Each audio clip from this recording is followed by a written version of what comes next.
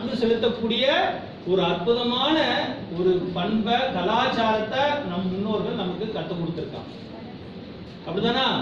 நீரை கடைசிக்கு வீடுகள்லாம் சில பேர் குளிக்கும் போது என்ன செய்வாங்க, கங்கேச யமுனை செய்வ கோதாவரி சரஸ்வதியின் தண்ணியை கும்பிட்டுட்டு நாம என்ன செய்வோம், சாமி கோயில போனா தீர்த்தம் கொடுக்குறாங்கல்ல, நீர் தானே அது இல்லையா? அப்படி நம்முடைய வாழ்க்கையில அனைத்திலையும் இந்த பஞ்சபூதங்கள் இருக்கு.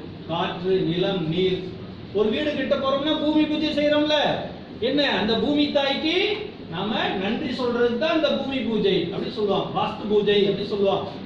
இப்படி இயல்பாவே நம் முன்னோர்கள் நாம என்ன செஞ்சிருக்காங்க, இப்படி அனைத்து உயிர்களையும் பாதுகாக்கணும், அனைத்து உயிர்களையும் நாம செய்யணும், நேசிக்கணும், அன்பு செலுத்தணும், பாதுகாக்கணும். இந்த குணத்தை நம்முடைய பெரியோர்கள் முன்னோர்கள் நமக்கு ஏற்படுத்தியிருக்காங்க.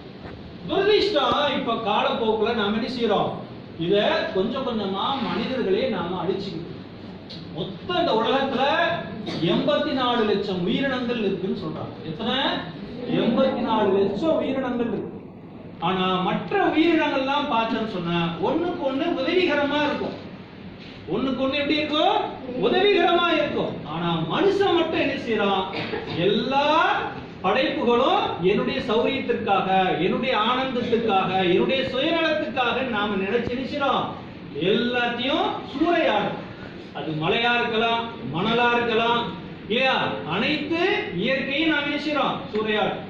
எதெல்லாம் அசிங்கப்படுத்துமோ, காற்றை அசிங்கப்படுத்துறோம் அப்படிதானே, பிளாஸ்டிக் எல்லாம் போட்டு எரிச்சு நினைச்சிரோம், காற்றை மாசுபடுத்துறோம் இல்லையா, நீரை மாசுபடுத்துறோம் இல்லையா, நிலத்தை மாசுபடுத்துறோம் அப்படிதானா.